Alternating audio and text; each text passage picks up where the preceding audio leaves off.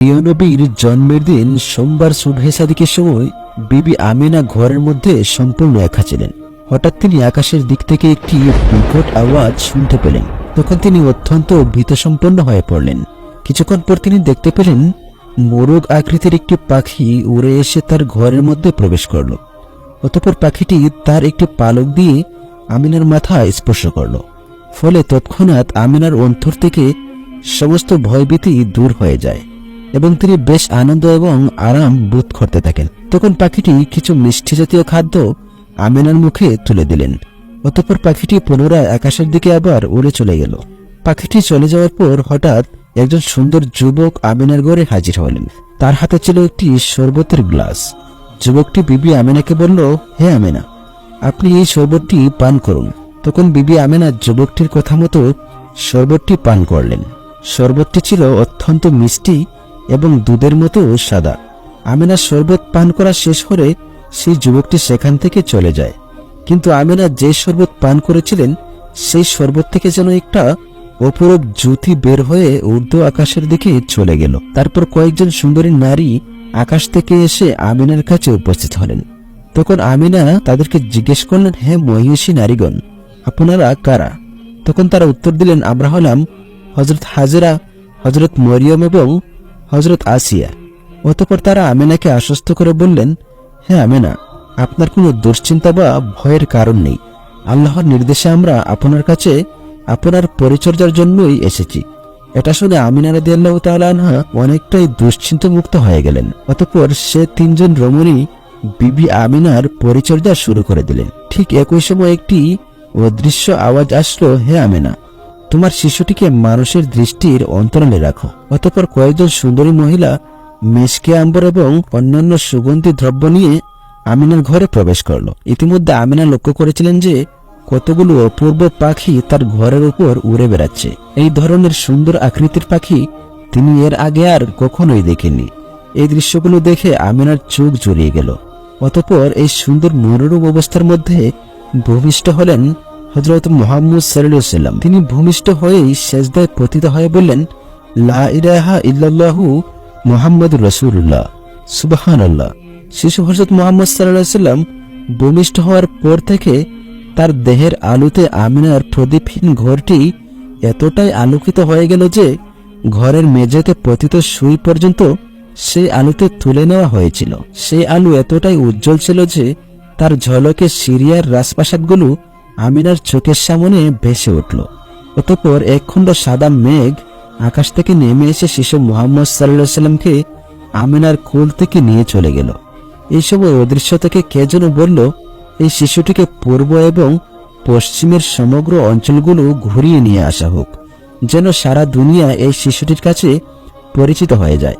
শিশু মুহাম্মদ সাল্লাল্লাহু আলাইহি ওয়াসাল্লামকে মেঘখণ্ড যখন নিয়ে গেল তখন বিবি আমিনা রাদিয়াল্লাহু তাআলা আনহা অনেকটাই চিন্তার মধ্যে পড়ে গেলেন। হাজারো প্রশ্ন তার মনে উকি দিতে লাগলো। কিছুক্ষণ পর সেই সাদা মেঘখণ্ড ফিরে এসে শিশু মুহাম্মদ সাল্লাল্লাহু আলাইহি ওয়াসাল্লামকে আবার আমিনার কোলে ফিরিয়ে দিয়ে চলে গেল। বিবি আমিনা তখন দেখলেন সূর্যলোকের মতো সুন্দর চেহারা বিশিষ্ট তিনজন লোক হযরত আমিনা রাদিয়াল্লাহু তাআলা আনহার কাছে এসে দাঁড়ালেন। তাদের একজনের হাতে ছিল একটি স্বর্ণের লোটা, আরেকজনের হাতে ছিল এক টুকরো রেশমি কাপড়ে আবৃত একটি আংটি এবং অন্যজনের হাতে ছিল এক খণ্ড সুন্দর পশমি কাপড়ের টুকরা। তাদের মধ্যে থাকা প্রথম ব্যক্তিটি আমিনার কোল থেকে শিশু মুহাম্মদ সাল্লাল্লাহু আলাইহি ওয়াসাল্লামকে নিয়ে লোটার পানি দিয়ে গোসল করালো। দ্বিতীয় ব্যক্তিটি রেশমি কাপড়ের ভেতর থেকে আংটিটা বের করে তার দুই কাঁধের মাঝখানে একটি ছাপ দিল। অতঃপর তৃতীয় ব্যক্তিটি তার হাতে রাখা পশমি কাপড়ে পেঁচিয়ে শিশু মুহাম্মদ সাল্লাল্লাহু আলাইহি ওয়াসাল্লামকে আবার আমিনার কোলে ফিরিয়ে দিলেন। অতঃপর তৃতীয় ব্যক্তিটি শিশু মুহাম্মদ সাল্লাল্লাহু আলাইহি ওয়াসাল্লামের কানে কানে যেন কি বললেন, কিন্তু বিবি আমিনা তার সব কথা বুঝতে পারলেন। তবে যা বুঝতে পেরেছিলেন সেগুলো হলো, হে আল্লাহর রাসূল, আল্লাহ তাআলা আপনাকে এমন গায়বী ইলম দান করলেন যা আর কাউকেই দেয়া হয়নি। আর আপনার প্রতি শুভ সংবাদ হলো, যারা আপনাকে আল্লাহর নবী বলে মান্য করবে এবং আপনার প্রতি ঈমান আনবে তারা আপনার উম্মত বলে গণ্য হবে এবং তারা দুজকের আযাব থেকে সম্পূর্ণ মুক্তি পাবে। এদিকে মুহাম্মদ সাল্লাল্লাহু আলাইহি ওয়াসাল্লামের দাদা আব্দুল মুত্তালিব তার ঘরের মধ্যে ছিলেন, কিন্তু ইতিমধ্যে তিনি একটি উচ্চ আওয়াজ শুনে ঘর থেকে বাইরে এলেন এবং আকাশের দিকে তাকিয়ে দেখলেন ফেরেশতাগণ আল্লাহর উদ্দেশ্যে তাসবিহ পাঠ করছে, আর সেখানে যত মূর্তিসমূহ দাঁড়িয়েছিল সেই সকল মূর্তি মাটিতে পড়ে ঘোরাঘুরি কাটছে। এমন সময় আব্দুল মুত্তালিব আকাশ থেকে একটি অদৃশ্য আওয়াজ শুনতে পেলেন। কে যেন বলছিল, হে দুনিয়াবাসীগণ, এইমাত্র আখেরি পয়গম্বর জমিনের বুকে শুভাগমন করলেন। আমরা আল্লাহ তাআলার রহমতের পানি নিয়ে আগমন করেছি, এই পানি দিয়ে তাকে আমরা গোসল করিয়ে দেব। অতঃপর আব্দুল মুত্তালিব দেখলেন পবিত্র কাবাগর এবং সাফা মারওয়া পাহাড়গুলো থরথর করে কাঁপছে। এই দৃশ্যগুলো দেখে আব্দুল মুত্তালিবের শরীর কম্পন শুরু হয়ে গেল। তখন আব্দুল মুত্তালিব আরো একটি আওয়াজ শুনতে পেলেন।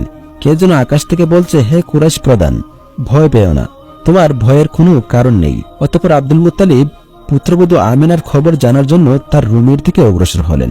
তিনি আমিনার ঘরের কাছে গিয়ে দেখতে পেলেন আমিনার ঘরের উপর এবং চারিদিকে কতগুলো সুন্দর পাখি উড়ে বেড়াচ্ছে, আর এক খণ্ড সাদা মেঘ বিবি আমিনার ঘরের উপর স্থির হয়ে দাঁড়িয়ে রয়েছে। এই দৃশ্য দেখে আব্দুল মুত্তালিব হতবুদ্ধি হয়ে জ্ঞান হারিয়ে মাটিতে পড়ে গেলেন। কিছুক্ষণ পর আব্দুল মুত্তালিবের চেতনা ফিরে আসলো। তখন তিনি বিবি আমিনার ঘরে যাওয়ার জন্য অস্থির হয়ে পড়লেন। তিনি ধীরে ধীরে আমিনার ঘরের দরজায় পৌঁছে গেলেন। সেখানে গিয়ে দেখলেন যে উদ এবং আম্বর মিশ্রিত পানি গড়িয়ে যাচ্ছে এবং চারিদিকে সুগ্রাণে মোহিত হয়ে গেছে। তখন আব্দুল মুত্তালিব ঘরের দরজার ফাঁক দিয়ে ভেতরের দিকে তাকালেন এবং দেখলেন যে বিবি আমিনার কপালে পূর্বেকার সেই উজ্জ্বল আলো এখন আর দেখা যাচ্ছে না। এতে আব্দুল মুত্তালিব অত্যন্ত উদ্বিগ্ন হয়ে আমিনাকে ডেকে জিজ্ঞেস করলেন, হে আমিনা, তুমি কি জাগ্রত নাকি নিদ্রিত? তখন বিবি আমিনা বললেন, আব্বাজান, আমি জাগ্রত আছি। তখন আব্দুল মুত্তালিব তাকে জিজ্ঞেস করলেন, তোমার চেহারায় এতদিন যে নূর বিচ্ছুরিত হচ্ছিল তা কোথায় গেল? তোমার ললাটে তো তা দেখা যাচ্ছে না, ব্যাপার কি মা? তখন বিবি আমিনা বললেন, আব্বাজান, ওই নূর তো আমার ছিল না, সে নূর যার ছিল সে তো এইমাত্র আমার গর্ভ হতে ভূমিষ্ঠ হয়েছে। তখন আব্দুল মুত্তালিব বললেন, তাহলে সেই মোহনীয় পরশমণিকে আমার কাছে দাও, আমি তাকে দেখে চক্ষু শীতল করি। সুবহানাল্লাহ।